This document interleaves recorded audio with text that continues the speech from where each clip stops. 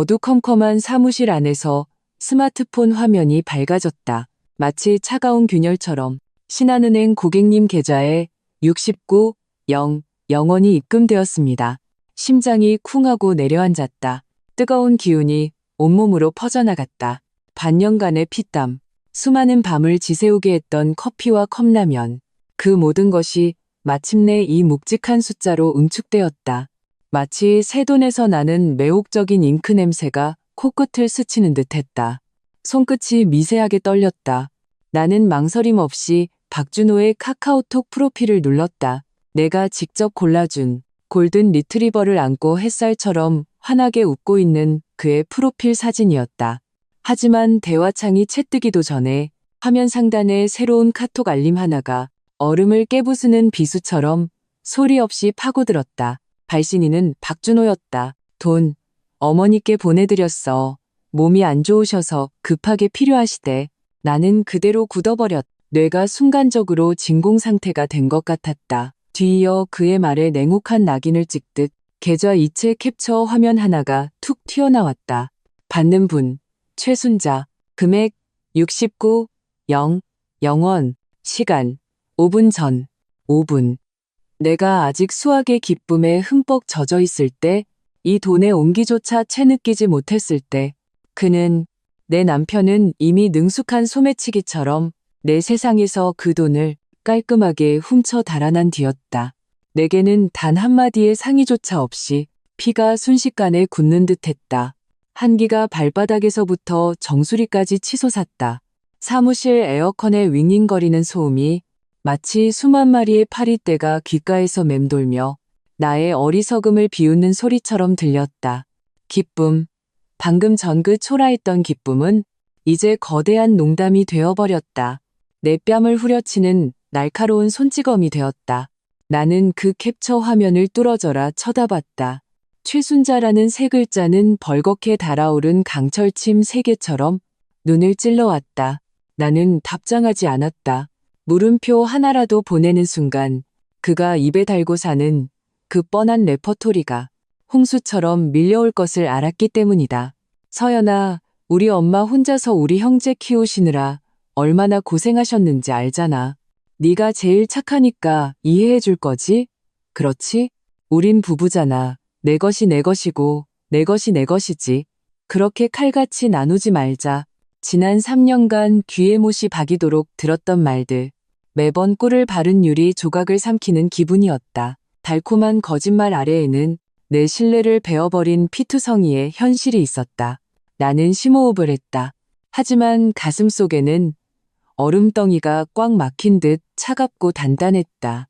차가운 화면 위를 손가락으로 밀어 나는 그의 인스타그램을 열었다. 3일 전에 올라온 게시물이 독침처럼 순식간에 내 동공을 파고들었다. 사진 속 그는 새로 뽑은 BMW 5 시리즈에 기대 서 있었다. 발렌시아 오렌지 색상의 도장이 햇살 아래 눈부시게 빛나고 있었다.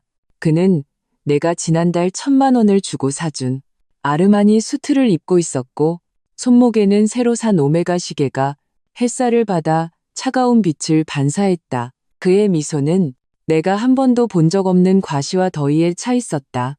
캡션, 모든 노력은 결국 보상받는다. 미래가 기대된다. 노력? 속에서 역겨움이 치밀어 올랐다. 내 돈을 써서 그 허울뿐인 성공한 남자의 이미지를 포장하는 노력 말인가?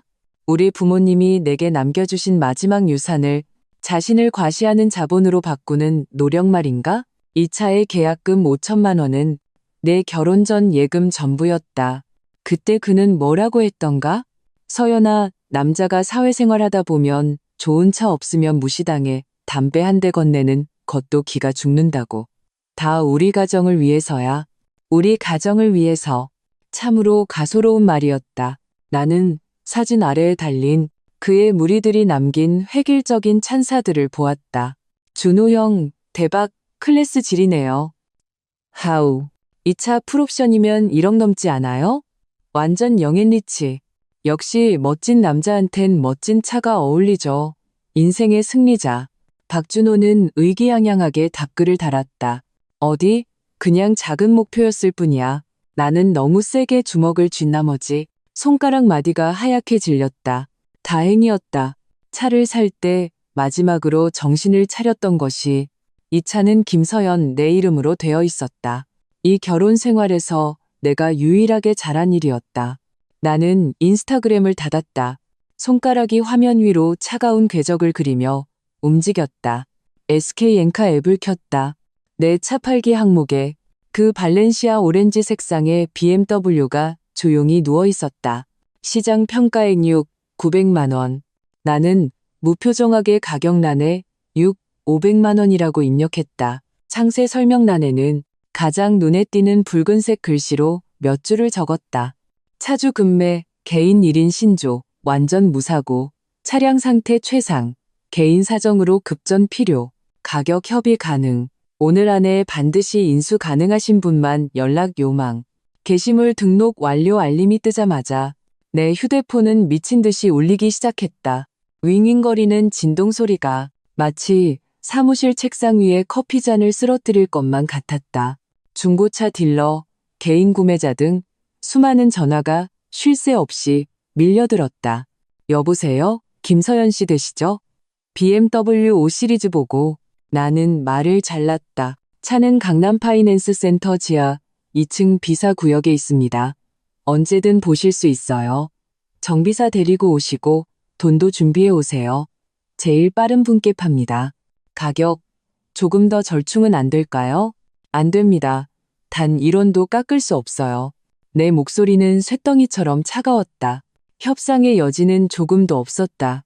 수십 통의 전화를 끊고 난 후 가장 시원시원해 보이는 서울 지역 구매자의 전화를 받았다. 김서연 씨, 제가 지금 바로 정비사 데리고 가겠습니다. 차 상태 문제 없으면 1시간 안에 돈이랑 계약서 들고 찾아뵙죠. 좋습니다. 전화를 끊고 나는 자리에서 일어났다. 사무실의 거대한 통유리창 앞으로 걸어갔다. 창밖으로는 석양이 빌딩 숲 사이로 천천히 잠기고 있었다. 도시는 거짓된 황금빛으로 물들고 있었다. 문득 친구 민지가 어제 무심코 던졌던 말이 떠올랐다. 서연아, 나 어제 갤러리아 백화점에서 너희 남편 봤어. 누구랑 있었게? 그 어머니랑 그 백수 남동생이랑. 세 사람이 오메가 매장에서 어찌나 신나게 웃던지 그때는 대수롭지 않게 넘겼다. 하지만 이제 그 말은 독이 묻은 열쇠처럼 모든 수수께끼를 풀어주었다. 그가 시계를 살 돈이 어디서 났을까? 내 돈이 아니면 누구의 돈이었을까? 1시간 후 강남 파이낸스 센터 지하 주차장. 공기 중에는 축축한 냄새와 휘발유 냄새가 뒤섞여 있었다. 구매자는 조 사장이라는 척 보기에도 수완이 좋아 보이는 40대 중반의 남자였다. 그가 데려온 정비사는 손전등을 들고 차량 구석구석을 꼼꼼하게 살피고 있었다. 사장님, 이 차 문제 없습니다. 완전 무사고의 원판 그대로고 흠집 하나 찾기 힘드네요. 엔진 소리도 맑고 주행거리도 맞습니다. 완전 준신차급입니다. 정비사는 마지막으로 엔진 후드를 툭툭 치며 결론을 내렸다. 조 사장은 만족스러운 듯 고개를 끄덕였다. 그는 나를 보며 사업가 특유의 빛나는 눈으로 말했다. 김서연 씨, 500만 원. 지금 계약서 쓰시죠. 바로 이체해 드리겠습니다. 네, 좋습니다. 나는 마치 나와 상관없는 물건을 파는 것처럼 담담하게 대답했다. 다만 한 가지 부탁이 있습니다. 나는 덧붙였다. 내일 아침 일찍 차량 등록 사업소에 가서 바로 명예 이전을 해주셔야 합니다. 문제 없습니다. 조 사장은 흔쾌히 답했다. 이 차 제 딸아 이 결혼 선물로 주는 거거든요. 다음 달에 결혼하는데 마침 잘 됐네요. 결혼 선물. 마음이 무언가에 살짝 찔린 듯 했다. 나 역시 이 차가 우리 행복의 시작이라고 믿었던 때가 있었다. 하지만 결국 이 결혼의 순장품이 될 줄은 몰랐다. 다음 날 아침 9시 차량 등록 사업소. 새로운 자동차 등록증이 조 사장의 손에 쥐어졌을 때 그의 얼굴에는 환한 미소가 번졌다. 그리고 내 휴대폰에도 동시에 문자가 도착했다. 고객님 7788 계좌에 65, 0, 0원이 입금되었습니다. 나는 차량 등록 사업소의 차가운 의자에 앉아 무표정하게 모바일 뱅킹 앱을 켰다. 엄마의 계좌를 찾아 금액란에 69, 0, 0원을 입력했다. 내 돈 400만 원을 보태서 확인, 이체 성공. 나는 이체 완료 화면을 캡처해서 저장했다. 이 모든 것을 마치고 나니 가슴을 짓누르던 숨막히게 하던 거대한 돌덩이가 아주 조금은 움직이는 것 같았다. 나는 엄마에게 카톡을 보냈다. 엄마, 900만 원 보냈어. 아빠랑 아끼지 말고 맛있는 거 사드시고 쓰고 싶은댔어. 엄마는 거의 1초 만에 답장을 보냈다. 소스라치게 놀라는 이모티콘과 함께 딸아, 이게 무슨 돈이야? 너 준호랑 무슨 일 있니? 아니야 엄마, 그냥 회사에서 프로젝트 보너스 나온 거야. 내가 알아서 잘할게. 휴대폰을 내려놓고 의자의 등을 기댄 채 눈을 감았다. 바로 그때 급하고 날카로운 박준호 전용 벨소리가 마치 저승사자의 부름처럼 미친 듯이 울려 퍼졌다. 박준호였다. 나는 벨소리가 10초 넘게 울리도록 내버려 두다가 느긋하게 전화를 받았다. 휴대폰을 귀에 대기도 전에 그의 길길이 날뛰는 고함이 수화기 너머로 터져나왔다. 김서연, 내 차 어딨어? 내 차량 관리 앱에서 왜 차가 차량 등록사 업소에 있다고 뜨는 건데 내 차에 무슨 짓을 한 거야? 내 차, 들어보라. 그는 내 차라고 했다. 나는 피식 웃으며 엄마에게 돈을 보낸 캡처 화면을 그에게 전송했다. 그러고 나서야 휴대폰을 천천히 귀에 가져다 댔다. 박준호 씨, 너. 내 목소리는 고요한 연못처럼 평온했다. 차는 팔았고 돈은 우리 엄마 드렸어요. 엄마도 노후 준비는 하셔야지. 전화기 너머는 죽음과 같은 정적이 흘렀다. 약 3초 후 박준호의 목소리 대신 더욱 날카롭고 귀를 찢는 듯한 여자의 악다구니가 수화기를 뚫고 나왔다. 시어머니 최순자였다. 김서연, 이 상간나야. 누가 내년한테 내 아들 차를 팔라고 허락했어. 그건 우리 집 재산이야. 당장 돈 토해내지 못해. 내 입꼬리는 더욱 휘어졌다. 나는 그대로 전화를 끊어버렸다. 그리고는 침착하게 카카오톡을 열었다. 박준호, 최순자, 그리고 손 벌릴 줄만 아는 백수 시동생 박준석까지 하단, 삭제, 모든 것이 순식간에 이루어졌다. 세상이 순식간에 고요해졌다. 집에 돌아와 나는 차가운 얼음물을 한가득 따라 단숨에 들이켰다. 차가운 액체가 목구멍을 타고 위장으로 흘러내리자 겨우 속에서 들끓던 역겨움과 열기가 가라앉는 듯했다. 나는 소파에 주저앉아 이 140제곱미터 약 42평짜리 소위 우리 집이라 불리는 공간을 둘러보았다. 처음 집을 살 때 계약금 7억 중 내가 6억을 냈고 그는 1억을 냈다. 함께奮斗한다는 아름다운 명분 아래 매달 150만 원의 주택담보대출 이자는 반반씩 내기로 약속했다. 하지만 지난 3년간 그가 온갖 핑계를 대며 내게서 가져간 돈은 이 집에 기여한 모든 것을 훨씬 뛰어넘었다. 나는 문득 생각했다. 이 집은 과연 누구의 집인가? 이 가정은 과연 누구의 가정인가? 딩동, 딩동. 그때 초인종이 하늘이 무너져라 울렸다. 마치 문짝을 부술듯이 거칠고 급했다. 나는 문가로 다가가 현관문 렌즈로 밖을 내다보았다. 박준호와 최순자가 좌우에 버티고 서서 마치 두 문지기처럼 우리 집 문을 막고 있었다. 박준호의 얼굴은 흑빛이었고 관자놀이에는 핏대가 서 있었다. 최순자는 두 손을 허리에 얹고 입을 쉴 새 없이 놀리고 있었다. 두꺼운 방화문 너머로도 그녀의 입에서 어떤 악독한 욕설이 뿜어져 나오는지 상상할 수 있었다. 몇몇 이웃이 이미 문을 열고 이쪽을 엿보고 있었다. 좋아, 관객은 준비되었군. 나는 바로 문을 열지 않고 휴대폰을 꺼내 현관문 렌즈에 대고 녹화 버튼을 눌렀다. 밖에서 최순자는 내가 문을 열지 않자 미친 듯이 문을 두드리기 시작했다. 그 소리는 마치 아파트 전체를 뒤흔들 것 같았다. 김서연, 이 재수 없는 년, 당장 기어나와. 내 아들 차를 훔쳐 팔아? 내년 양심은 개나 줘버렸냐. 우리 박씨 집안이 8대에 걸쳐 재수가 없어서 너 같은 년을 며느리로 들였구나. 그녀의 목소리는 날카롭고 귀에 거슬려 복도에 메아리 쳤다. 박준호는 옆에서 늘 하던 연기를 시작했다. 서연아, 문 좀 열어봐. 할 얘기가 있으면 우리 좋게 말로 하자. 우린 부부잖아. 이웃들 보기 창피하게 왜 이래. 하. 나는 현관문 렌즈 속 그의 위선적인 얼굴을 차갑게 바라보며 조용히 녹화한 첫 번째 영상을 엄마에게 전송했다. 그리고 메시지를 덧붙였다. 엄마, 걱정 마. 집에서 연극 구경 중이야. 최순자의 연기는 금세 절정으로 치달았다. 그녀는 문을 두드려도 소용이 없자 아예 바닥에 주저앉아 자기 허벅지를 치며 통곡하기 시작했다. 아이고, 세상에 이런 법이 어디 있나. 하늘도 무심하시지. 내가 금이야 오기야 키운 아들. 차 한 대 사줬더니 저 악독한 며느리가 홀랑 팔아먹었네. 아이고, 나 못 살아. 이놈의 세상 더러워서 못 살겠네. 그녀는 울부짖으면서도 곁눈질로 주변 이웃들의 반응을 살폈다. 이미 마음 약한 이웃 몇몇은 동정의 눈빛을 보내고 있었다. 박준호는 즉시 기회를 포착하고 몸을 숙여 효자 노릇을 하며 그녀를 부축했다. 어머니 이러지 마세요. 바닥 차가운데 일어나세요. 이러다 몸 상하시면 어떡해요. 모자는 완벽한 호흡으로 열연을 펼쳤다. 나는 휴대폰 시계를 보며 분위기가 무르익었다고 판단했다.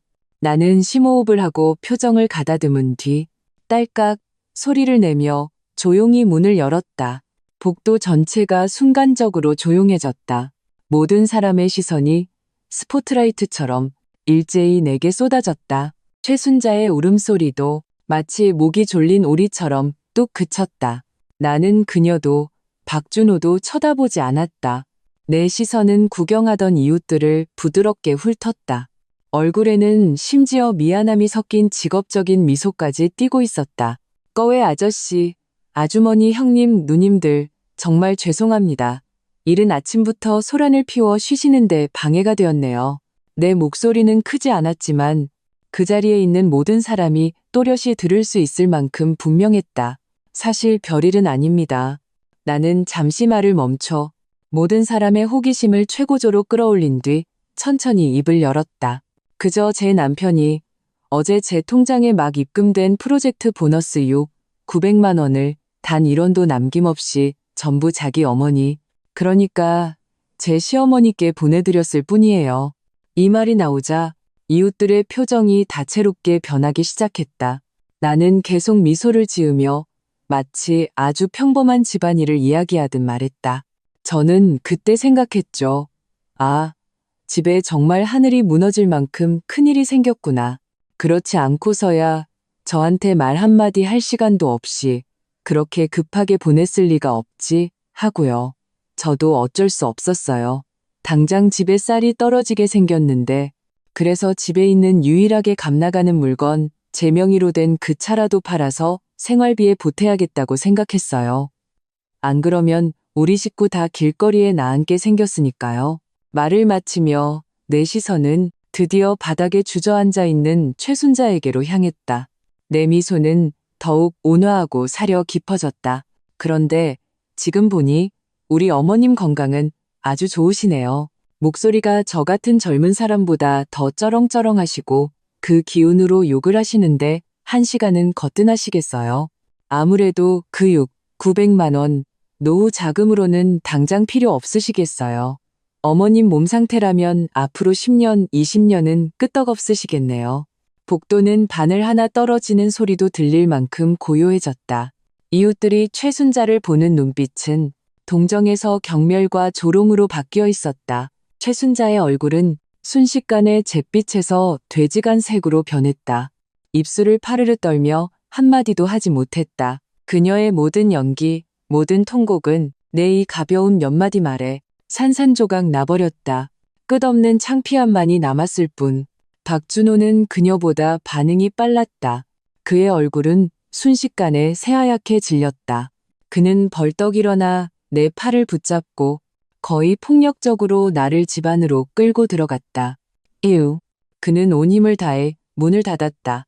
마치 문 밖의 그 경멸적인 시선들을 완전히 차단하려는 듯이 김서연, 너 미쳤어? 일을 이렇게까지 크게 만들어야겠어? 집안 망신은 밖에다 시키는 게 아니라고 몰라? 그는 목소리를 낮춰 내게 고함쳤다. 침방울이 내 얼굴에 튈 것 같았다. 나는 그의 손을 세게 뿌리치고 그가 꽉 잡아 붉어진 손목을 문지르며 그를 차갑게 쳐다보았다. 집안 망신? 그건 당신 망신이지 내 망신이 아니야. 당신이 그런 짓을 할 때는 집안 망신이라는 생각은 못했나 보지? 그는 내 말에 할 말을 잃었다. 가슴이 격렬하게 오르락내리락 했다. 마치 덫에 걸린 야수처럼 몇 초 후 그의 기세는 갑자기 누그러졌다. 이것이 그가 가장 잘하는 수법이었다. 병 주고 약 주기. 서연아, 우리 그동안에 정이 있는데 고작 그 돈 때문에 이래야겠어? 우리 감정이 900만 원만도 못해? 박준호의 목소리에는 어느새 적절한 억울함이 묻어났다. 마치 자신이 오해받고 상처받은 사람인 것처럼. 우리 엄마 불쌍하신 분이야. 아버지 일찍 돌아가시고 여자 혼자 몸으로 나랑 내 동생 키우느라 얼마나 고생하셨는데 내가 어떻게 모른 척해? 내 동생은 또 철이 없어서 맨날 밖에서 사고나 치고 다니잖아. 내가 안 도와주면 누가 도와줘? 내가 걔를 내버려 두면 우리 엄마 속이 얼마나 타시겠어. 또 그 소리. 내가 3년 동안 들어서 귀에 딱지가 앉을 뻔한 그 소리. 예전의 나라면 매번 그의 이런 효심과 책임감에 감동했다. 매번 기꺼이 내 돈을 꺼내 그들 집안의 밑 빠진 독을 채워주었다. 하지만 지금은 역겨울 뿐이었다. 그래서 내 피 같은 돈으로 당신 그 도박쟁이 동생의 밑 빠진 독을 채워줬다? 나는 차갑게 반문했다. 한 글자 한 글자가 얼음 송곳 같았다. 박준호 씨, 당신 지난달 월급이 500만 원이었지? 아마? 지금 당장 당신 월급 통장 잔고 나한테 보여줄 자신 있어? 그의 눈빛이 순간 흔들렸다. 입술을 몇 번 달싹였지만 한마디도 내뱉지 못했다. 바로 그때 그의 주머니에서 휴대폰이 때마침 울렸. 그 벨소리는 죽음처럼 고요한 거실에서 유난히 날카롭게 들렸다. 그는 마치 불에 댄 것처럼 허둥지둥 휴대폰을 꺼냈다. 발신자를 확인한 그의 얼굴은 순간 종이장보다 더 하얗게 질렸다. 그는 전화를 끊으려 했지만 이미 늦었다. 나는 그의 손에서 휴대폰을 낚아채 스피커폰 버튼을 눌렀다. 건들거리면서도 어딘가 조급한 남자의 목소리가 즉시 수화기 너머로 흘러나왔다. 박준석이었다. 형, 돈은 어떻게 됐어? 형수님이 그 삐까뻔쩍한 BMW 팔았다면서? 진짜야? 아, 형 진짜 여자 하나 제대로 못 다뤄? 완전 남자도 아니네. 사채업자들 전화 때문에 내 폰 불나겠다고. 돈 안 주면 다리 하나 분질러 버린대. 이거 목숨이 달린 돈이라고. 형이 나 모른 척하면 안 돼. 목숨이 달린 돈? 노후 자금이 아니라? 그랬구나. 거실의 공기는 마치 그 순간 완전히 빨려나간 듯 했다. 박준호의 얼굴은 새하얗다는 말로는 표현할 수 없었다. 핏기 하나 없는 잿빛이었다. 나는 스피커폰을 끄고 휴대폰을 쓰레기처럼 그의 품에 던져주었다. 그리고 나는 한 걸음 천천히 그에게 다가갔다. 하이힐이 바닥에 부딪히며 내는 또각 소리가 마치 그의 심장을 밟는 소리 같았다. 급하게 필요하다며 뭐가 그렇게 급했는데? 내 목소리는 방금 냉동실에서 꺼낸 칼날처럼 차가웠다. 어머니 노후 자금이라며? 박준호 씨, 나한테 말해봐. 이게 몇 번째야? 이런 어처구니 없는 핑계로 나한테서 대체 얼마를 빼돌린 거야? 그는 내 기세에 눌려 뒷걸음질 쳤다. 차가운 벽에 등이 닿을 때까지 더 이상 물러설 곳이 없었다.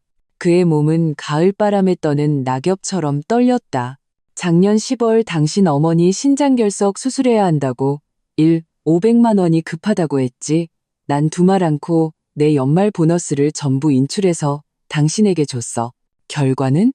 당신 어머니는 아파트 단지에서 쌩쌩하게 에어로빅을 추고 계셨지. 감기 한 번 안 걸리신 분처럼.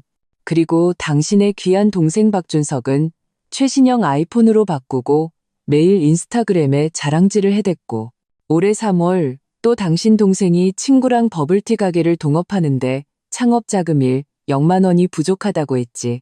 난 그때 바보같이 그가 드디어 정신 차리고 제대로 살아보려는 줄 알았어. 그래서 내 적금 깨서 800만 원을 보태줬지. 결과는 그의 버블티 가게는 그림자도 찾아볼 수 없었고 그 800만 원은 불법 도박 사이트에서 하룻밤 만에 다 날려버렸지. 아마 내가 한마디 할 때마다 그의 몸은 더욱 심하게 떨렸다. 얼굴에 핏기도 한 겹 한 겹 벗겨져 나갔다. 그는 마침내 완전히 무너져 내렸다. 마치 온몸에 뼈가 뽑힌 사람처럼 벽을 따라 천천히 바닥에 주저앉았다. 서연아, 너 어떻게 다 알고 있었어? 그는 넋 나간 사람처럼 중얼거렸다. 목소리에는 절망과 공포가 가득했다. 나는 웃었다. 눈물이 나올 만큼 나는 거실 TV장 앞으로 걸어가 가장 아래쪽 서랍을 열었다. 온갖 잡동사니 더미 밑에서 두툼한 갈색 서류 봉투를 꺼냈다. 나는 그것을 거실 테이블 위로 3개 내던졌다. 알고만 있었던 게 아니야. 내 목소리는 마치 뒤늦은 판결문을 낭독하는 것 같았다. 증거도 있지. 서류 봉투는 강한 충격에 터지며 안에 있던 종이들이 갑작스러운 폭설처럼 테이블 전체를 뒤덮고 바닥으로 흩날렸다. 박준호는 마치 영혼이 뽑힌 조각상처럼 바닥에 흩어진 죄의 증거들을 멍하니 바라보았다. 그의 눈빛은 충격에서 점차 완전한 절망으로 변해갔다. 그는 떨리는 손으로 가장 가까이에 있는 종이 한 장을 주었다. 그것은 은행거래 내역서였다. 그 위에는 붉은색 형광펜으로 한 건의 이체 기록이 진하게 동그라미 쳐져 있었다. 받는 분 최순자, 금액 500만 원, 이체 메모, 어머니 수술비. 그는 또 다른 종이를 주었다. 그것은 카카오톡 대화 내용을 인쇄한 것이었다. 그 위의 대화는 그의 손을 너무 떨리게 해서 더 이상 그 가벼운 종이를 들고 있을 수 없게 만들었다. 박준호, 엄마, 서연이 돈 보냈어. 일단 이걸로 준석이 도박빚부터 갚아. 그리고 이건 엄마 수술비였다고, 목숨이 달린 돈이었다고 꼭 말해줘. 그 바보는 분명 의심 안 할 거야. 최순자, 오케이. 이모티콘. 박준석, 형, 역시 대단해. 형수님 또 넘어왔네. 완전 우리 집 현금 인출기라니까. 사랑해. 한 장 한 장. 내가 사설 탐정을 고용해 찍은 박준석이 내 버블티 가게 창업 자금을 들고 불법 도박장으로 들어가는 사진. 탐정이 조사한 그가 여러 대부업체에서 빌린 대출 기록들. 그 위의 이자는 눈이 튀어나올 만큼 높았다. 심지어 녹음 파일에 문자 변환본도 있었다. 지난달 내가 무심코 그의 차에 뒀던 녹음기였다. 거기에는 그와 그의 어머니가 이번 내 보너스 900만 원을 어떻게 가로챌지 모의하는 전 과정이 똑똑히 기록되어 있었다. 최순자, 이번엔 액수가 커서 서연이가 그렇게 쉽게 내놓지 않을 수도 있어. 박준호, 뭐가 걱정이야. 엄마가 암에 걸려서 서울대병원에서 수술받아야 한다고 해. 설마 안 주겠어? 걔 체면 엄청 차리잖아. 불효자 소리 듣는 거 싫어한다고. 엄마가 그냥 처절하게 울기만 하면 돼.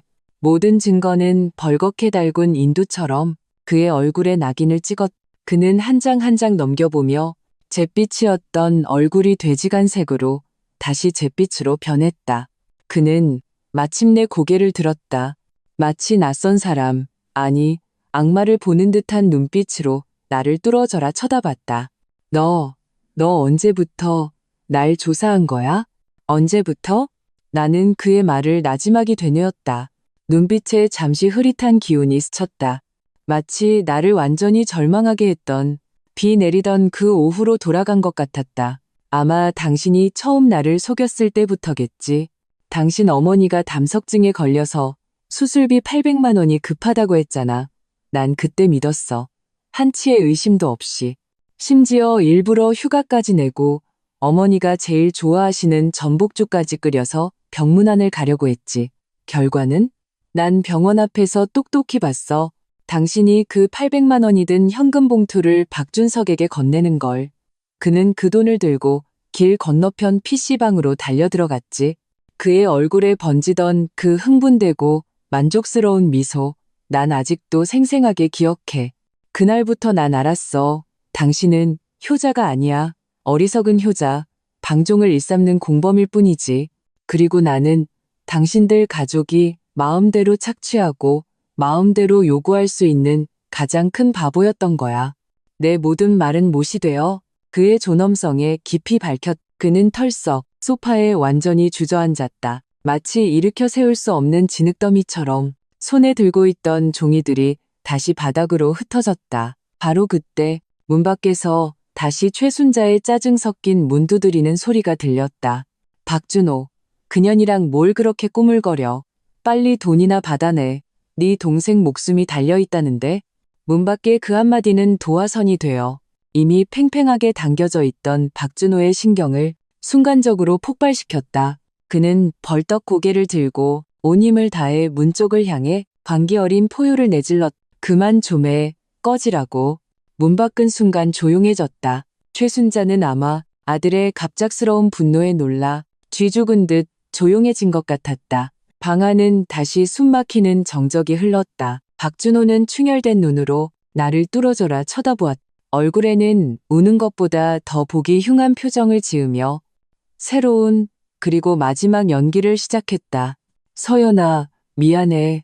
내가 잘못했어. 정말 잘못했어. 그는 눈물 콧물을 흘리며 궁지에 몰린 아이처럼 울부짖었다. 그때는 내가 정말 귀신에 씌었나 봐. 나도 어쩔 수 없었어. 한쪽은 날 낳아주신 엄마고 한쪽은 사고친 동생인데 내가 어떻게 해? 어쩔 수 없었던 게 아니야. 나는 그의 서툰 연기를 차갑게 잘랐다. 눈빛에는 한치의 동요도 없었다. 당신은 비겁했던 거야. 당신은 도박에 빠진 동생을 마주할 용기가 없었고 어머니의 끝없는 압박과 착취에 저항할 용기는 더더욱 없었지. 그래서 당신은 나를 희생시킨 거야. 당신들 눈에는 내가 가장 만만하고 가장 다루기 쉬웠으니까. 안 그래? 그는 멍하니 굳었다. 눈물이 속눈썹에 매달려 있었다. 마치 내 한마디가 그의 내면 가장 어둡고 추악한 구석을 꿰뚫어 본 것 같았다. 몇 초 후 그는 더 심하게 울었다. 그는 앞으로 반드시 박준석과 의절하겠다고 다시는 어머니 말을 듣지 않겠다고 맹세했다. 그동안의 정을 봐서 마지막으로 한 번만 더 기회를 달라고 애원했다. 하지만 내 마음은 이미 급이 내리던 오후에 완전히 죽어버렸다. 마치 멈춰버린 고장난 시계처럼 다시는 누구를 위해 어떤 일을 위해 이스의 파동도 일으키지 않을 것이다.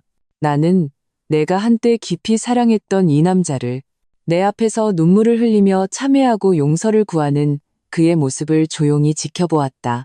마음속에는 통쾌함도 연민도 없었다. 그저 끝없는 황량함만이 펼쳐져 있었다. 나는 천천히 테이블로 다가가 허리를 굽혀 흩어진 죄의 증거들을 한 장 한 장 주워 모았다. 손가락이 미세하게 떨렸다. 긴장해서도 두려워서도 아니었다. 분노 때문이었다. 너무나 오랫동안 억눌러왔던 하늘을 찌를 듯한 분노. 박준호 씨, 그거 알아? 지난 3년간 그 차를 제외하고 당신이 온갖 명목으로 나한테서 총 얼마를 가져갔는지? 나는 정리한 두툼한 은행 거래 내역서를 마치 뺨을 때리듯 그의 앞에 내던졌다.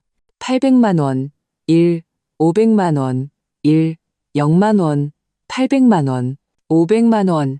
내가 숫자를 하나씩 읊을 때마다 그의 몸은 억누를 수 없이 떨렸다. 마치 내 말 한마디 한마디가 그의 온몸의 뼈를 부수는 것 같았다.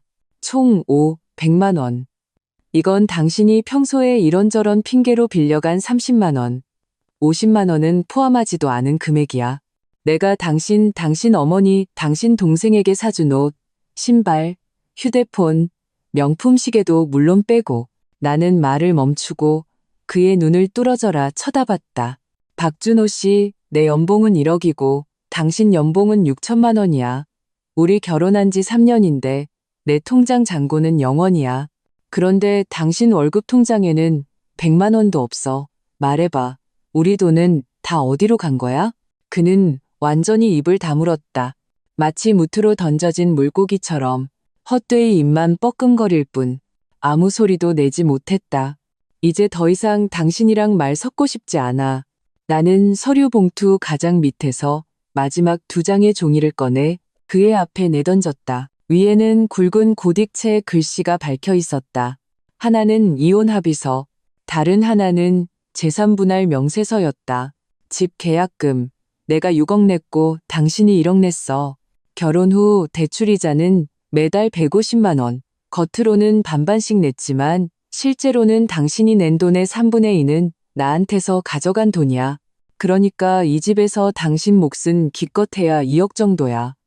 나머지 재산에 대해서는 나는 차갑게 비웃었다. 우리한테 다른 공동재산이 있기나 해?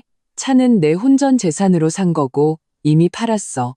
돈도 우리 엄마한테 드렸고 당신은 1원도 못 가져가. 당신 손목에 그 오메가 시계, 옷장에 있는 그 명품들 전부 혼인 중 증여로 간주하고 돌려받을 생각 없어. 그냥 내가 3년간 개 키웠다고 칠게. 박준호 씨, 서명해. 서명하면 우리 깨끗하게 끝내는 거야. 당신은 계속 당신의 효자, 좋은 형 노릇하고 나도 내 새로운 인생을 시작해야지. No. 내 말은 평온하고 명료했으며 한치의 감정도 섞여 있지 않았지만 마치 가장 날카로운 칼처럼 그의 모든 퇴로와 환상을 완전히 베어버렸다. 그는 벌떡 고개를 들었. 눈에는 핏발이 가득했다. 그 눈빛은 마치 나를 산채로 집어삼킬 것 같았다. 김서연, 너무 심하게 굴지 마. 이혼? 꿈도 꾸지 마.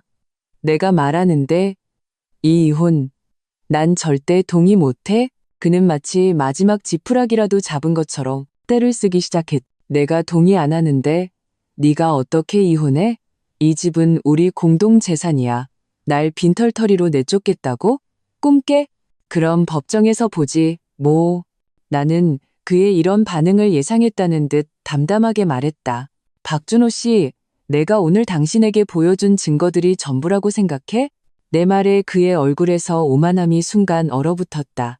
너, 무슨 소리야? 나는 천천히 차가운 미소를 지었. 내가 만약 이 증거들이랑 당신이 어머니 진단서를 위조해서 회사 의료 공제금을 타낸 증거까지 전부 당신 회사 감사실에 넘기면 어떻게 될까? 당신 지금 그 부장 자리 계속 지킬 수 있을 것 같아? 그의 얼굴에서 핏기가 순식간에 사라졌다. 너 헛소리하지 마. 내가 언제 진단서를 위조했어. 그는 마지막 발악을 했다. 그래? 나는 휴대폰에서 사진 한 장을 꺼내 보여주었다. 그의 사무실 컴퓨터 화면을 캡처한 것이었다. 그 위에는 포토샵 프로그램이 열려 있었고 그 안에는 완벽하게 수정된 병원의 암 진단 보고서가 있었다. 그리고 그 수취 계좌는 바로 최순자의 것이었다. 이건 낯설지 않겠지? 박준호는 그 사진을 보고 마치 벼락을 맞은 것처럼 그 자리에 얼어붙었다. 그는 마침내 깨달았다.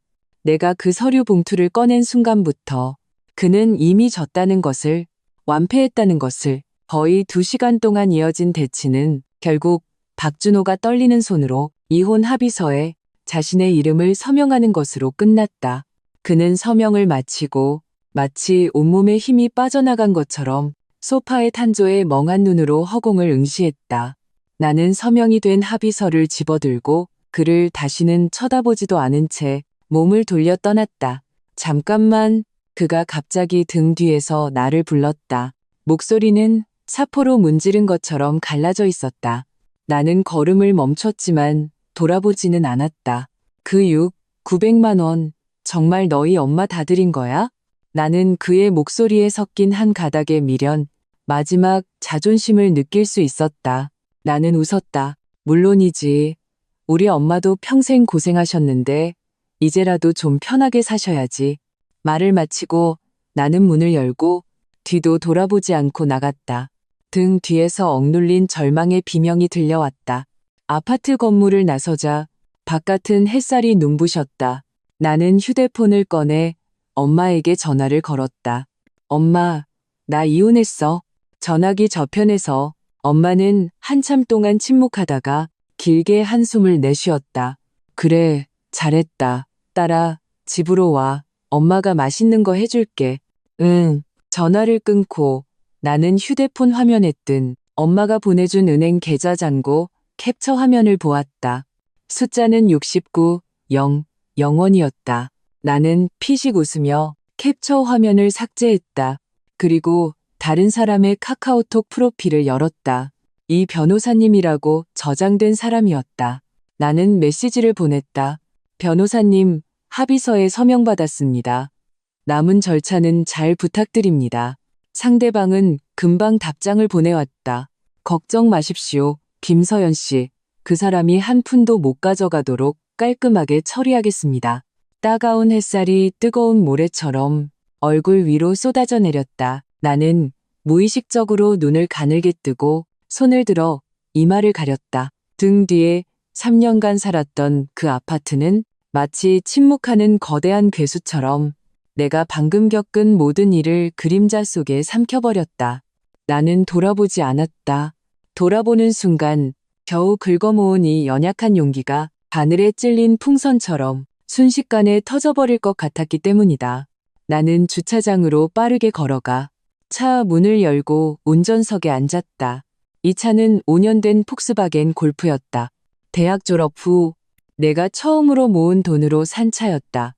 그 BMW처럼 화려하지는 않지만 이 도시에서 처음으로 생긴 진정한 의미의 나만의 공간이었다. 나는 서명이 된 이혼 합의서를 조심스럽게 조수석 글로브 박스에 넣고 잠갔다.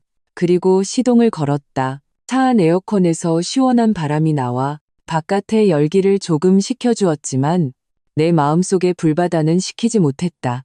나는 목적 없이 차를 몰아 강변북로에 올랐다. 도시의 풍경이 차창 밖으로 빠르게 스쳐 지나갔다. 익숙하면서도 낯선 건물들이 마치 무성 영화의 한 장면처럼 지나갔다. 머릿속은 하얘졌다. 상상했던 통쾌함도 해방감도 없었다. 오직 뼛속까지 스며드는 피로감만이 있었다. 마치 바다 위를 오랫동안 표류하던 사람이 겨우 무태 올라왔지만 온몸 어디 하나 아프지 않은 곳이 없는 기분이었다. 조수석에 놓인 휴대폰은 벽돌처럼 조용했다. 나는 이것이 폭풍전야의 짧은 고요함일 뿐이라는 것을 알았다. 박준호, 최순자, 그들은 절대로 이대로 물러서지 않을 것이다. 한쪽은 장기적인 밥줄을 잃었고 다른 한쪽은 마음대로 착취할 수 있는 현금 인출기를 잃었다. 그들의 다음 반격은 아까 복도에서 벌였던 소동보다 더욱 광기 어리고 더욱 저열할 것이 분명했다. 차는 얼마나 달렸을까? 정신을 차렸을 때 나는 무의식적으로 부모님 집 아파트 단지 아래에 차를 세운 것을 발견했다. 익숙하고 조금은 낡은 그 아파트 건물 3층 베란다에서 아빠가 키우시는 싱싱하게 자란 화초들을 보았다. 내 눈가가 예고 없이 뜨거워졌다. 마음속 깊이 꾹꾹 눌러왔던 그 억울함이 마치 둑이 터진 홍수처럼 순간적으로 내 모든 위장을 무너뜨렸다. 나는 운전대에 얼굴을 파묻고 소리내어 울었다. 지난 3년간의 억울함, 3년간의 인내, 3년간의 자기의심과 갈등, 그 모든 것이 이 순간 뜨거운 눈물이 되어 걷잡을 수 없이 흘러나왔다. 마치 밖에서 세상 가장 큰 서름을 겪은 아이가 드디어 모든 방어막을 내려놓을 수 있는 안식처로 돌아온 것 같았다. 얼마나 울었을까? 목이 다 쉴 때까지 울고 나서야 나는 천천히 몸을 일으켰다. 나는 백미러를 통해 눈이 퉁퉁 붓고 머리는 헝클어지고 얼굴 가득 눈물 자국이 남은 내 모습을 보았다. 문득 너무나 낯설게 느껴졌다. 이게 나라고? 대학 시절 자신의 능력으로 이 도시에서 성공하겠다고 자신만만했던 김서연이 어쩌다 이런 꼴로 살게 된 걸까? 나는 심호흡을 하고 가방에서 물티슈를 꺼내 얼굴을 아무렇게나 닦았다. 그리고 립스틱을 다시 발라 최소한 그렇게까지 초라해 보이지 않게 했다.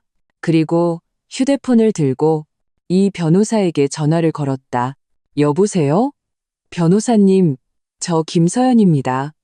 합의서에 서명받았어요. 잠시 후에 가져다 드리겠습니다. 네, 후속 법적 절차를 최대한 빨리 진행해 주세요. 알겠습니다. 제 신변 안전과 모든 증거를 잘 보호하겠습니다. 감사합니다.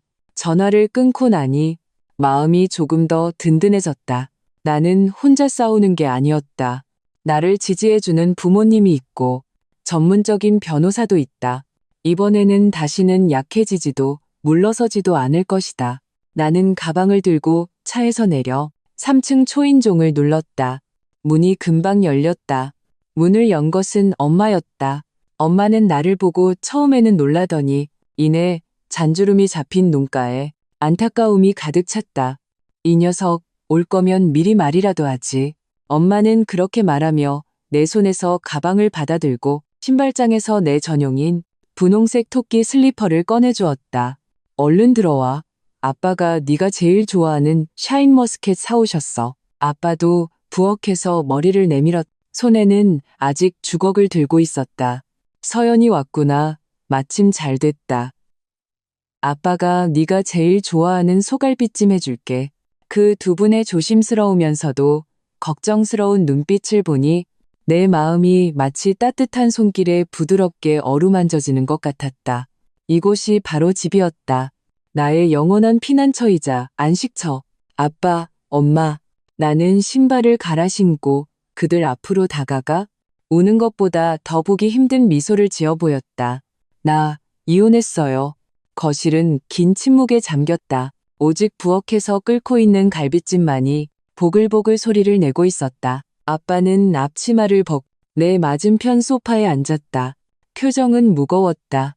엄마는 눈가가 붉어진 채 내 옆에 앉아 내 차가운 손을 꼭 잡았다. 그래, 잘했다. 결국 아빠가 먼저 입을 열었다. 그의 목소리에는 마치 무거운 짐을 내려놓은 듯한 한숨이 섞여 있었다. 사실 나랑 내 엄마는 진작부터 그 박준호라는 녀석 괜찮은 놈이 아니라고 생각했어. 엄마도 고개를 끄덕이며 따랐다. 눈물이 뚝뚝 떨어졌다. 처음부터 우린 반대했어. 그 사람 너무 능글맞고 눈빛이 흐려서 딱 봐도 진득하게 가정 꾸릴 사람이 아니라고 생각했지. 근데 너는 그때 꼭 뭐에 홀린 것처럼 그 사람 아니면 안 된다고 고집을 부렸잖아. 우리가 말리면 우리가 그 사람 무시한다고 속물이라고 화까지 냈지. 지난 3년 동안 그 엄마랑 동생이 잊을만 하면 찾아와서 애둘러 돈이며 물건을 요구했어. 우리가 너 시집살이 힘들까봐 매번 참고 다 줬지. 우리는 그냥 그 사람이 너한테만 잘해주면 너희둘만 잘 살면 우리가 좀 서운해도 괜찮다고 생각했어. 그런데 그놈이 어떡해. 엄마는 말을 잇지 못하고 흐느꼈다. 나는 엄마의 손을 마주잡고 등을 가볍게 토닥였다.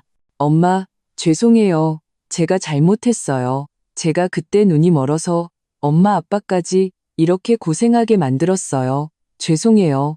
내 목소리는 잠겨 있었고 짙은 콧소리가 섞여 있었다. 바보 같은 소리, 부모한테 죄송한 게 어디 있어. 아빠는 티슈 몇 장을 뽑아 엄마에게 그리고 내게 한 장 건넸다. 아빠의 눈가도 조금 붉어져 있었다. 가장 상처받은 건 너잖아. 그는 잠시 말을 멈췄다가 마치 큰 결심을 한 듯 눈빛이 우비젠딩해졌다. 서연아, 걱정 마. 오늘부터 여기서 지내. 하늘이 무너져도 아빠 엄마가 버텨줄게. 그 박씨 집안 인간들이 또 와서 널 괴롭히면 내가 그놈들 다리몽둥이를 부러뜨려 놓을 테니까. No. 아빠는 평생 남과 얼굴 붉힌 적 없는 정년퇴직한 교사였다. 하지만 지금 이 몇 마디 거친 말은 단호하고 힘이 있었다. 나는 아빠가 진심으로 나를 걱정하고 진심으로 분노하고 있다는 것을 알았다.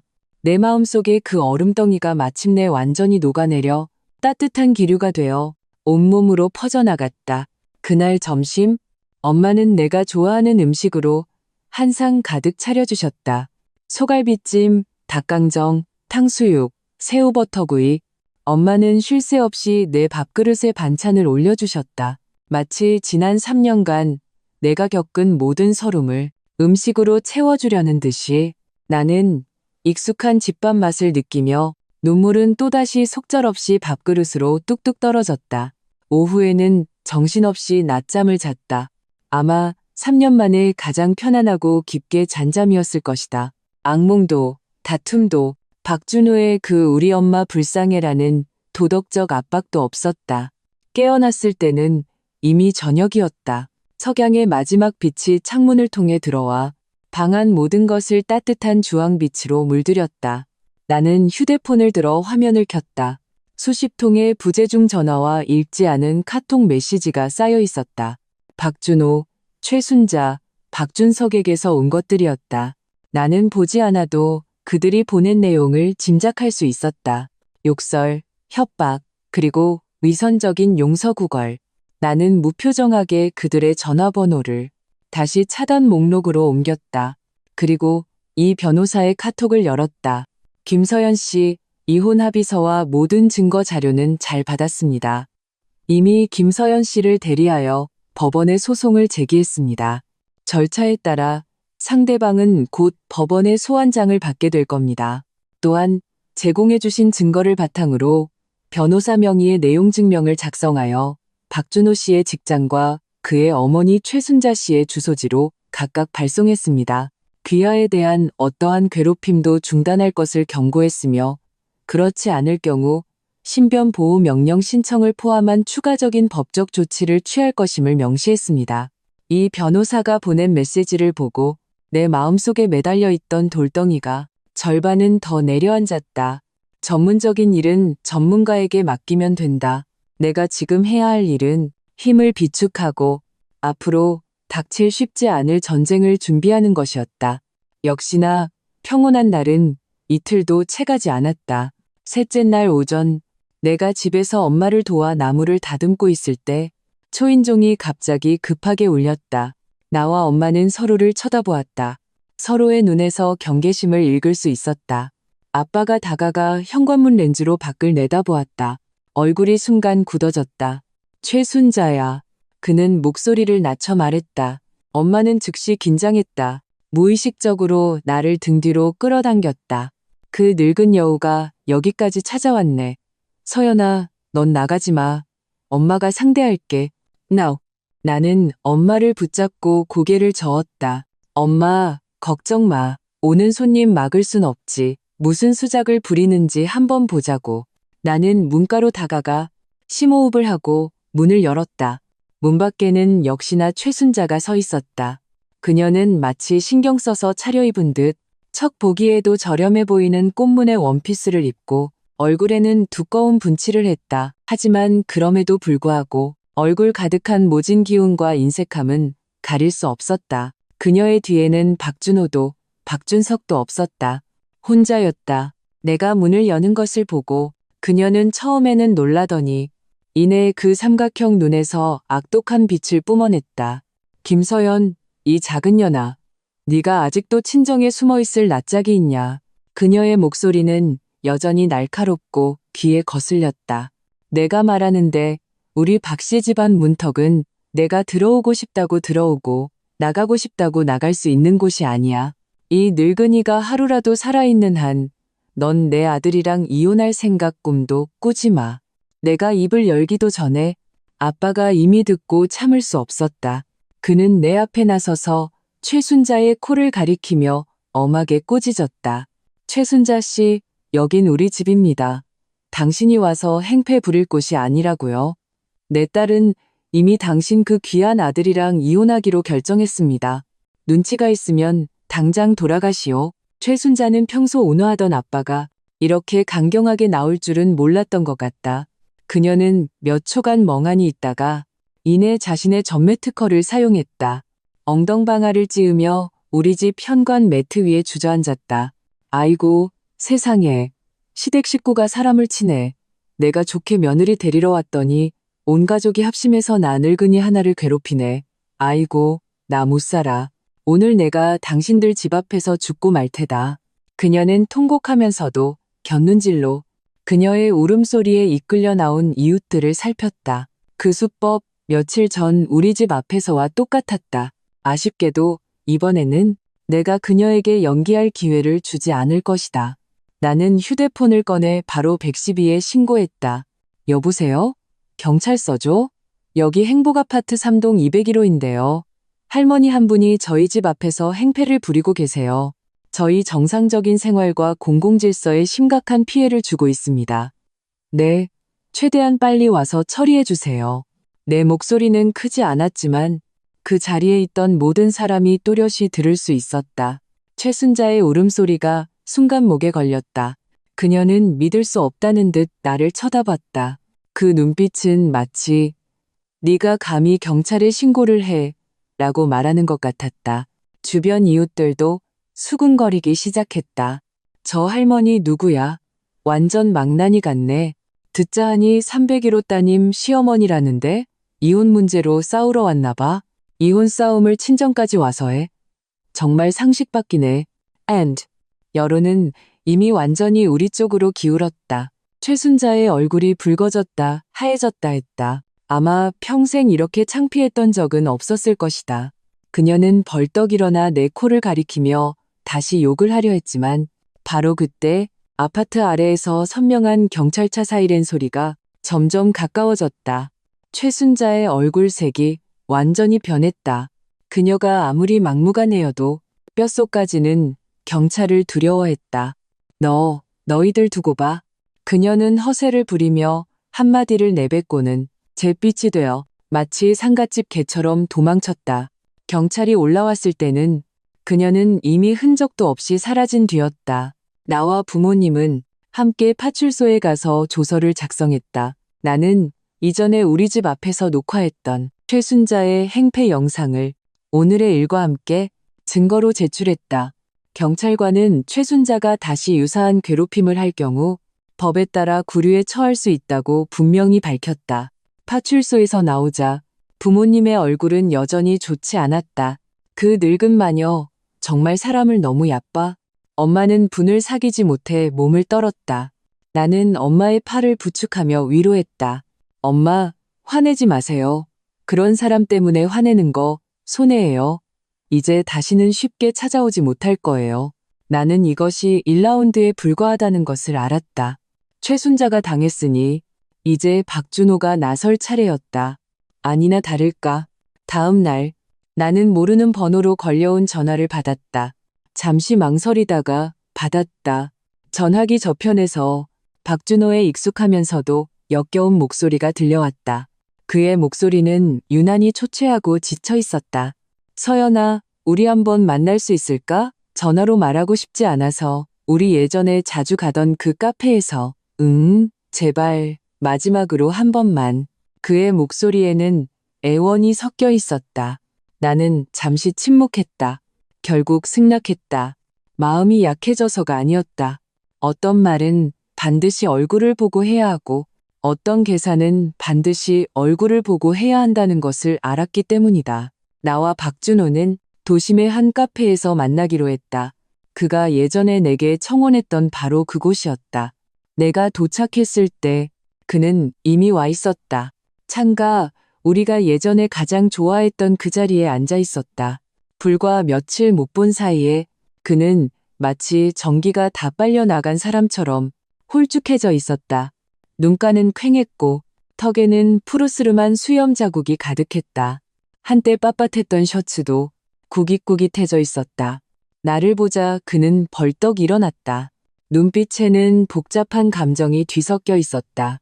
후회, 미련, 그리고 내가 읽을 수 없는 원망.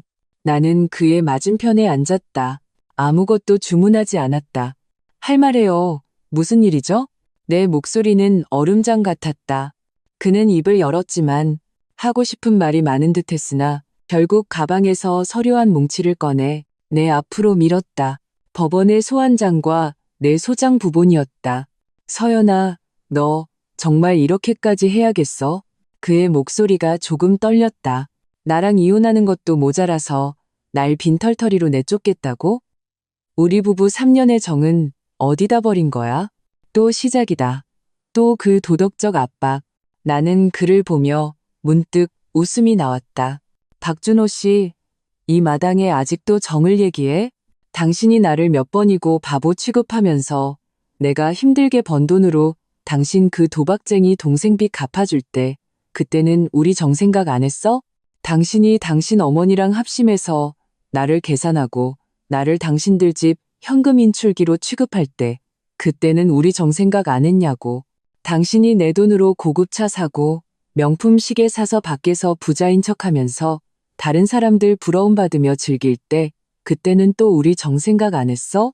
내 한마디 한마디는 날카로운 손찌검이 되어 그의 뺨을 후려쳤다. 그의 얼굴은 점점 하얘졌고 입술을 파르르 떨며 한마디도 반박하지 못했다. 그리고 나는 잠시 말을 멈추고 몸을 앞으로 살짝 기울여 목소리를 낮췄다. 한 글자 한 글자 힘주어 말했다. 당신, 내가 당신을 고소한 이유가 단지 성격 차이 때문이라고 생각해?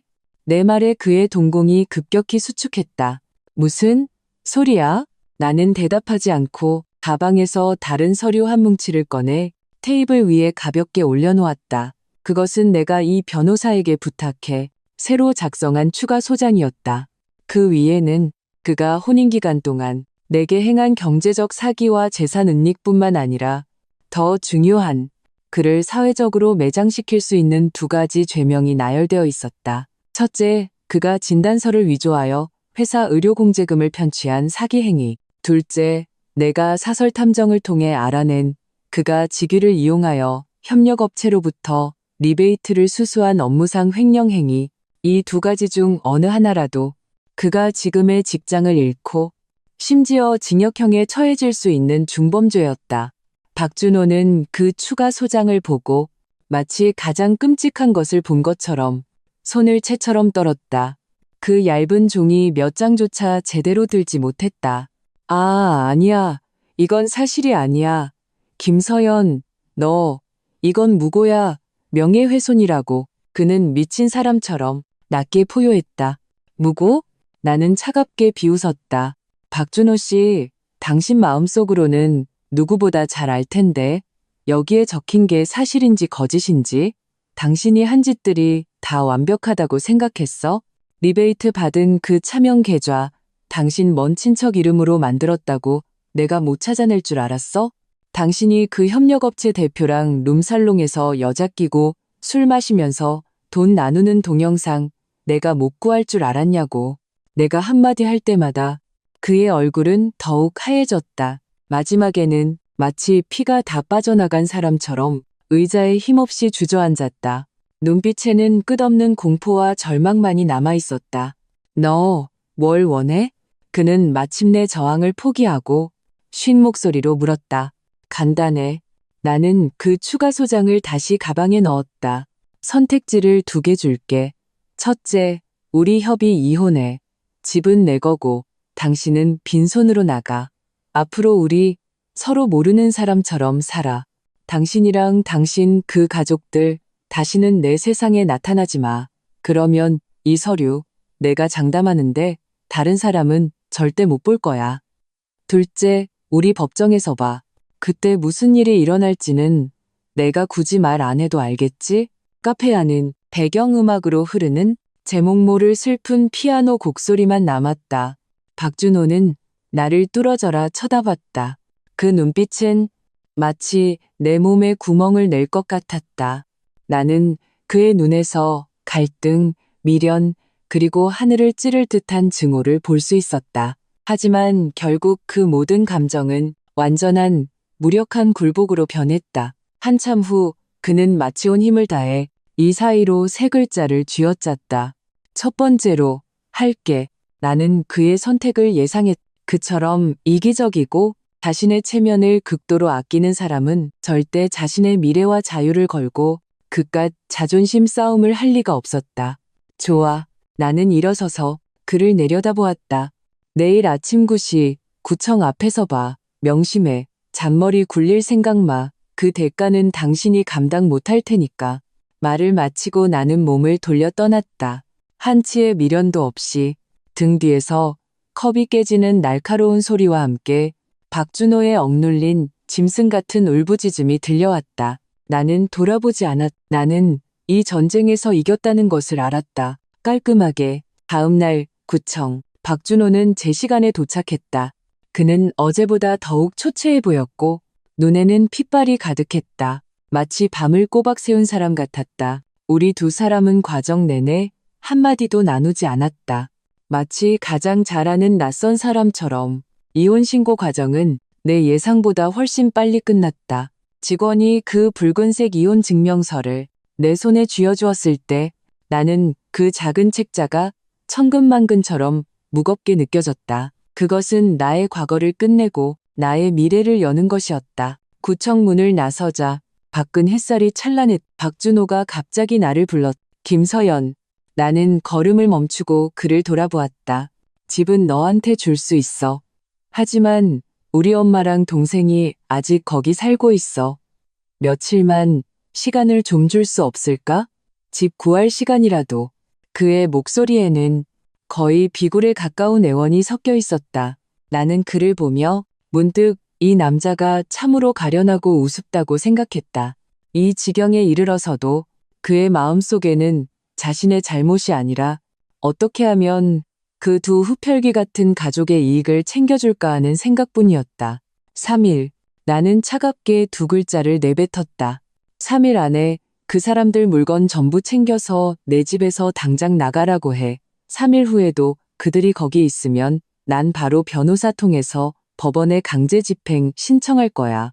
그때는 그들 물건 쓰레기처럼 길바닥에 버려질 테니까. 말을 마치고 나는 순간 새하얗게 질린 그의 얼굴을 더 이상 상대하지 않고 몸을 돌려 택시를 잡아 타고 떠났다. 3일 후 나는 열쇠 수리공과 부모님과 함께 한때 우리 집이라 불렀던 그 집으로 갔다. 자물쇠는 이미 바꿨다. 나는 새 열쇠로 문을 열었다. 집안은 아수라장이었다. 마치 강도라도 든 것처럼. 거실 소파는 칼로 길게 찢겨 있었고 TV 화면에는 붉은색 페인트가 뿌려져 있었다. 내 침실 화장대 위, 내 비싼 화장품들은 모두 바닥에 내동댕이 쳐져 유리 조각과 뒤섞여 있었다. 드레스룸에 내 예쁜 옷과 가방들도 모두 가위로 난도질당해 있었다. 집 안전체가 분풀이식 보복적인 파괴의 기운으로 가득했다. 엄마는 눈앞의 광경을 보고 화가 나서 온몸을 떨었다. 이게 사람이야? 이건 짐승 떼나 다름없잖아. 아빠의 얼굴도 흑빛이 되었다. 나는 오히려 웃었다. 나는 휴대폰을 꺼내 집안 구석구석을 꼼꼼하게 촬영했다. 그리고 그 사진들을 박준호에게 전송했다. 그리고 메시지를 덧붙였다. 박준호 씨, 이거 당신 가족들이 한 짓이지? 좋아. 이 재산 피해 전문 감정기관에 의뢰해서 견적 낼 거야. 그리고 그 금액 당신이 받기로 한 위자료 2억에서 한 푼도 빠짐없이 제할 테니 그렇게 알아. 아, 그리고 말하는 걸 잊었는데 우리 집 인테리어 비용이 꽤 비쌌거든? 이 손상 복구하는데 돈 꽤나 들 거야. 아마 당신 위자료 남는 게 거의 없을걸? 메시지를 보낸 지 1분도 안 되어 박준호에게서 전화가 걸려왔다. 나는 바로 끊고 차단했다. 이런 인간에게 한 글자라도 더 말하는 것은 내 인생의 낭비일 뿐이다. 그 후 일주일 동안 나는 청소업체를 불러 집 안팎을 완전히 대청소했다. 망가진 가구, 가전제품, 옷, 가방, 나는 전부 쓰레기로 버렸. 한때 내 희로애락을 담고 있던 그 물건들이 하나씩 치워지는 것을 보며 나는 조금도 아깝지 않았. 오직 과거와 완전히 단절된 홀가분함과 상쾌함만이 있었다. 일주일 후 집은 새 것처럼 변했. 나는 내 모든 짐을 부모님 집에서 다시 옮겨왔. 나 혼자 이 140제곱미터에 완전히 나만의 소유가 된 집에서 천장에 달린 내가 직접 고른 크리스털 조명을 바라보며 나는 전례 없는 평안함을 느꼈다. 삶은 다시 제 궤도를 찾은 듯했다. 나는 매일 출퇴근하고 주말에는 친구들과 쇼핑하고 영화 보고 요가를 했다. 혹은 혼자 집에 틀어박혀 책을 읽고 음악을 듣고 나를 위해 근사한 저녁을 차려 먹었. 그 느낌은 자유롭고 편안하며 희망으로 가득했다. 나는 박준호와 그 가족들과의 악연이 이렇게 마침표를 찍을 것이라고 생각했다. 하지만 나는 그들의 파렴치함과 광기를 과소평가했다. 한 달 후 어느 날 밤 나는 야근을 마치고 운전해서 집으로 돌아왔다. 지하 주차장에 차를 세우고 막 내리려던 순간 나는 두 개의 수상한 그림자가 옆 기둥 뒤에서 나타나 내 차 문양 쪽을 막아서는 것을 발견했다. 나는 가슴이 철렁 내려앉아 무의식적으로 차량 중앙 잠금 버튼을 눌렀다.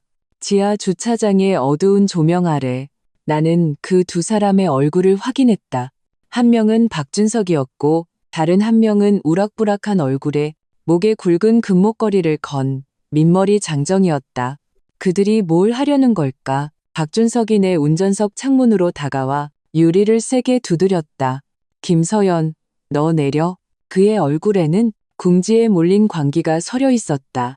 나는 그를 무시하고 침착하게 휴대폰을 꺼내 신고할 준비를 했다. 그 민머리 장정은 내 의도를 알아차린 듯 품에서 번쩍이는 칼을 꺼냈다. 착 소리와 함께 칼날이 튀어나와 어두운 조명 아래 섬뜩한 빛을 뿜었다. 그는 칼끝으로 내 휴대폰을 가리키고 다시 나를 가리키며 목을 긋는 신용을 했다. 그 눈빛은 흉악하고 잔인했다. 내 심장이 순식간에 목구멍까지 차올랐다. 나는 이들이 막 나가는 인간들이라는 것을 알았다.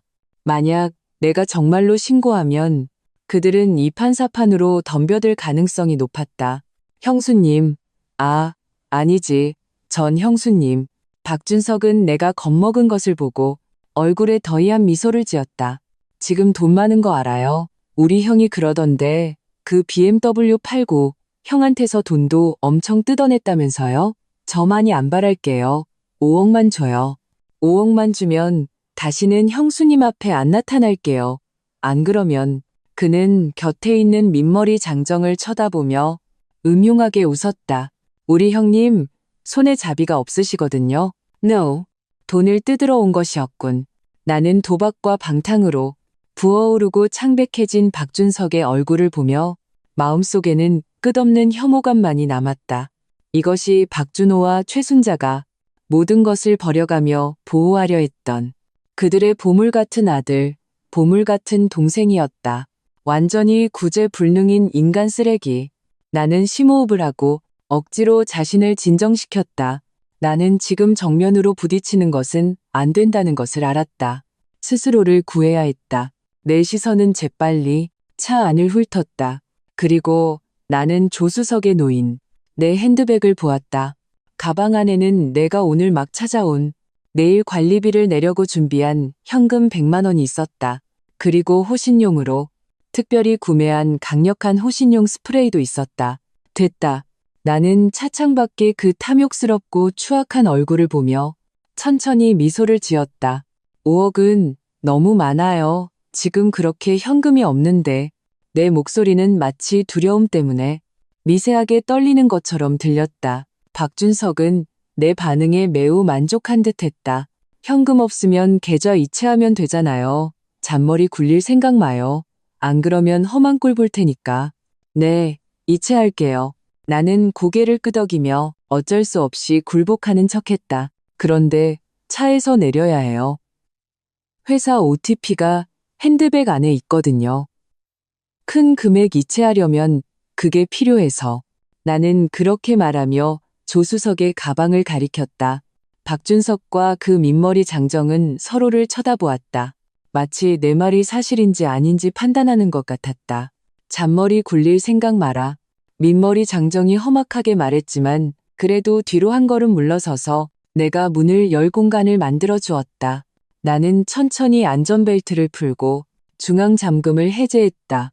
그리고 차문을 열고 내렸다. 내 왼손은 조수석으로 뻗어 그 핸드백을 집었다. 그리고 내 오른손은 조용히 차문 안쪽에 있는 작고 눈에 띄지 않는 호신용 스프레이를 쥐었다. 가방 가져왔어요. No.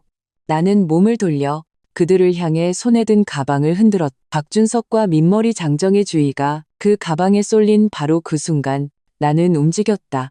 나는 온 힘을 다해 오른손에 쥔 그 호신용 스프레이를 그들의 얼굴을 향해 세게 눌렀다. 치익! 노란색의 코를 찌르는 매운 연기가 순간적으로 뿜어져 나왔다. 아, 내 눈! 두 사람은 동시에 처절한 비명을 지르며 무의식적으로 손으로 눈을 가렸다. 바로 지금이다. 나는 조금도 망설이지 않고 몸을 돌려 지하 주차장 출구를 향해 미친 듯이 뛰었다. 내 등 뒤에서 그들이 극심한 고통 때문에 내뱉는 악독한 욕설이 들려왔. 나는 돌아볼 용기가 없었다. 그저 필사적으로 뛸 뿐이었다. 지하 주차장에는 아무도 없었다. 내 하이힐이 시멘트 바닥에 부딪히며 따다닥 하는 급한 소리를 냈다. 마치 내 생명의 카운트다운처럼 내가 막 출구에 다다랐을 때 내 등 뒤에서 갑자기 급한 발소리가 들려왔. 그 민머리였다. 그가 그렇게 빨리 정신을 차리다니 내 심장이 목구멍 밖으로 튀어나올 것 같았다. 나는 그가 점점 더 가까워지는 것을 느낄 수 있었다. 그의 손이 심지어 내 머리카락을 잡을 뻔했다. 나는 절망적으로 눈을 감았다. 그런데 바로 그때 끼익 하는 날카로운 브레이크 소리가 갑자기 내 곁에서 울렸다. 검은색 아우디 A8 한 대가 멋진 드리프트로 내 앞에 안정적으로 멈춰섰다. 나와 그 민머리 사이의 길을 정확히 막아서며 차문이 벌컥 열리고 검은색 정장을 입은 키가 큰 남자가 차에서 뛰쳐나왔다. 그는 나를 쳐다보지도 않고 깔끔한 업어치기로 아직 눈의 통증 때문에 움직임이 둔한 민머리 장정을 바닥에 세게 매다 꽂았다. 쿵 하는 둔탁한 소리와 함께 그 민머리는 신음소리 한 번 내지 못하고 기절해버렸다.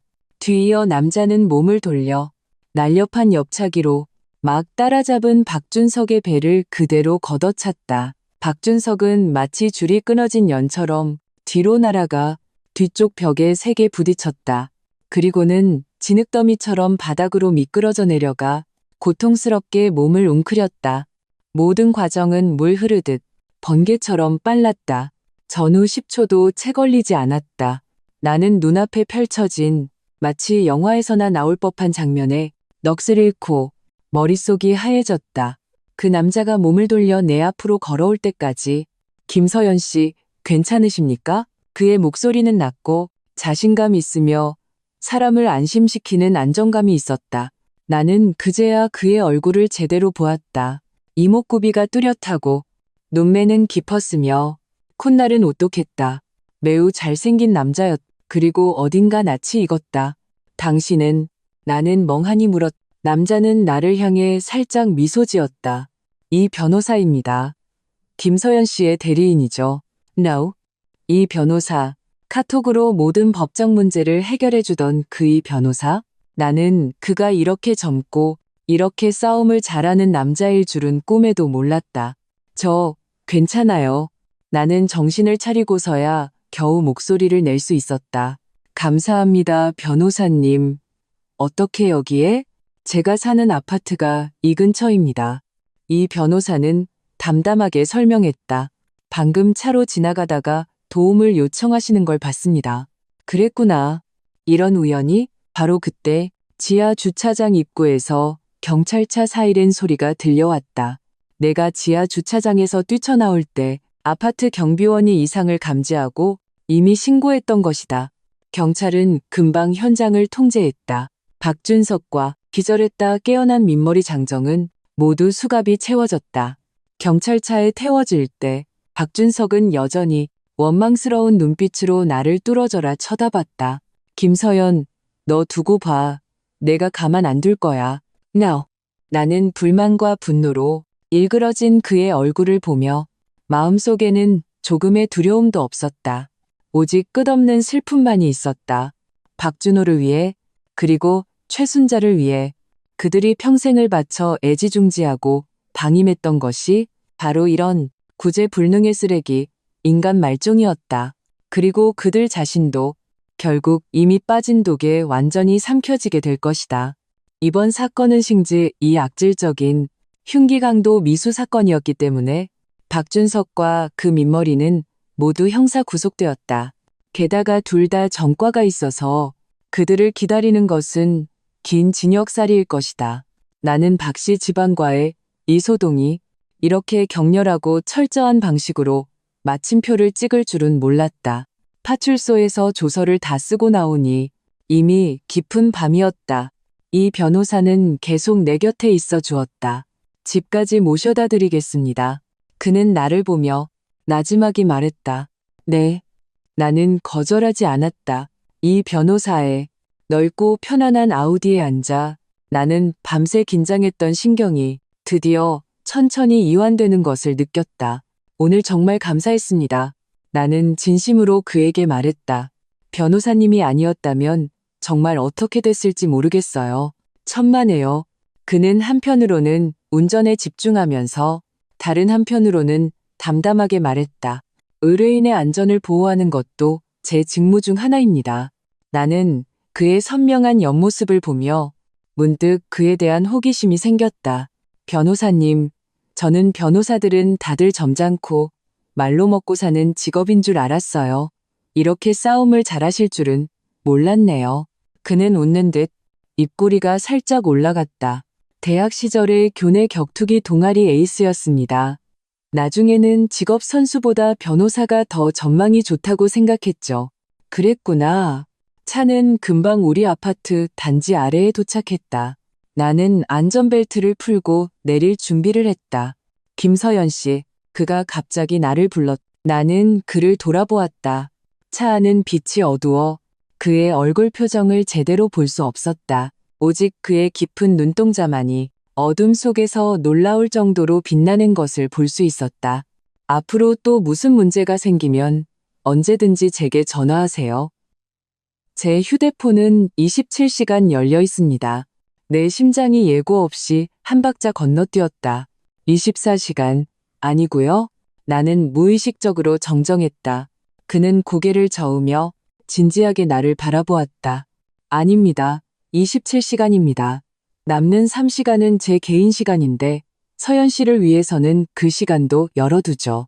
그날 밤 나는 잠을 설쳤다. 내 머릿속에는 이 변호사가 한 그 말과 어둠 속에서 놀랍도록 빛나던 그의 눈동자가 계속 맴돌았다. 다음 날 나는 이 변호사에게서 카톡을 받았다. 위에는 박준석과 그 민머리가 정식으로 구속되었다는 통지서 사진이 있었다. 아래에는 한 줄의 메시지가 덧붙여져 있었다. 모든 것이 끝났습니다. 축하합니다. 김서연 씨. 앞으로는 더 이상 누구도 당신의 삶을 방해하지 않을 겁니다. 나는 그 메시지를 보며 눈가가 다시 한번 촉촉해졌다. 그래, 모든 것이 끝났다. 나를 3년간 괴롭혔던 그 악몽들, 나를 고통스럽게 했던 사람들과 일들이 드디어 내 인생에서 완전히 사라졌다. 나는 감사하다는 이모티콘을 보냈다. 잠시 생각하다가 한마디를 덧붙였다. 감사의 의미로 식사 대접을 하고 싶은데 혹시 이 변호사님께서 시간을 내주실 수 있을까요? 메시지를 보내고 내 마음은 왠지 모르게 긴장되었다. 곧 그에게서 답장이 왔다. 단 한 글자였다. 좋죠. 나는 그 글자를 보며 입가에 미소를 더 이상 억누를 수 없었다. 창밖은 햇살이 눈부시고 새들이 지저귀고 꽃향기가 가득했다. 나는 내 인생이 드디어 비가 그치고 맑아졌다는 것을 알았다. 그리고 새롭고 무한한 가능성으로 가득 찬 미래가 저 멀지 않은 곳에서 나를 기다리고 있었다.